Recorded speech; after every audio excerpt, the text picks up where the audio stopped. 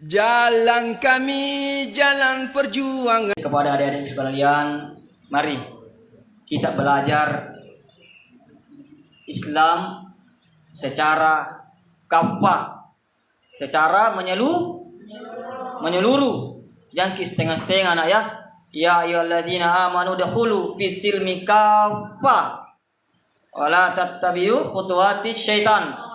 Sekalian orang yang beriman, masuklah Islam secara menyeluruh, belajarlah Islam secara menyeluruh. Jangan setengah-setengah. Artinya apa? Kalau kita belajar Islam, belajar sama guru-guru yang senantiasa berlandaskan pada Al-Quran dan hadis dan As-Sunnah. Jangan kita belajar Islam hanya melalui media sosial, melalui YouTube dan lain sebagainya. Apalagi sama guru-guru yang jauh dari Al-Quran dan As-Sunnah. Jangan. Karena ketika semangat beribadah kita, semangat beramal kita, semangat berilmu kita tanpa didasari dengan Al-Quran dan As-Sunnah, tanpa didasari dengan guru-guru yang senantiasa mengajarkan Al-Quran dan Sunnah, maka bisa dipastikan orang yang seperti ini akan mudah dimasuki dengan pemahaman-pemahaman yang radikal, pemahaman yang ekstrim. Bahkan tidak sedikit ketika ada orang yang tidak sepaham dengan dirinya, maka dengan mudah akan mengatakan orang itu kafir, mengatakan orang itu halal darahnya untuk dibunuh, togut dan lain sebagainya. Sungguh bertentangan dengan ajaran agama itu sendiri. Di mana Allah Subhanahu wa taala berfirman, "Man qatala nafsa bighairi nafsin aw fasadan fil ardi faka'annama qatalan nasa jami'an."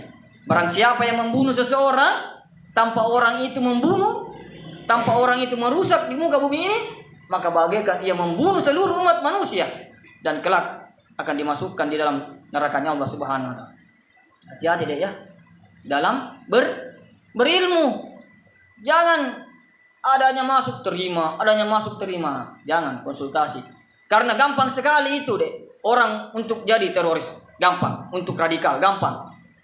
Ada 3 pertanyaan yang begitu diberikan ini 3 pertanyaan langsung radikal itu hari. Yang pertama akan disodorkan dengan pertanyaan, pilih Al-Quran atau Pancasila. Kalau Pancasila itu buatan manusia. Kalau Al-Quran wahyunya Allah.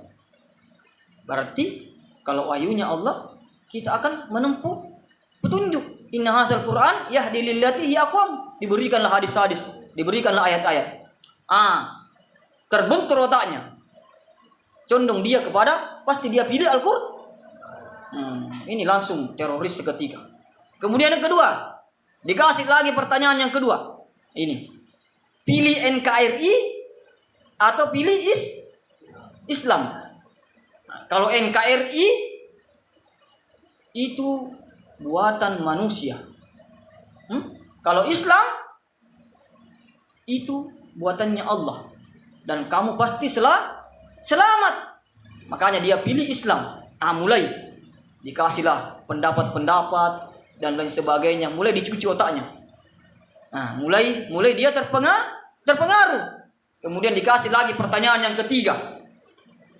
Pilih taat sama pemerintah atau pilih taat sama Allah. Kalau taat sama pemerintah berarti dia cuma manusia. Kalau pilih taat sama Allah, Allah punya surga. Berarti kita selamat. Mulai langsung. Coba kalau kita diberikan pertanyaan begitu, bagaimana? Bagaimana? Makanya kebanyakan yang terjadi peristiwa bom bunuh diri, semua pertanyaan-pertanyaan ini yang masuk di otaknya, dicuci langsung seketika, langsung jadi teroris, jadi pengantin baru namanya. Jadi calon-calon pengantin. Begini, yang harus kita jawab deh. Yang harus kita jawab. Ini seperti dengan perumpamaan ini, pertanyaan jebakan sebenarnya. Sama seperti ketika dia bertanya, pilih orang tua, pilih taat kepada orang tua atau taat kepada Allah. Jawabannya apa? Ini bukan pilihan. Ini bukan pilihan dan ini bukan pilihan.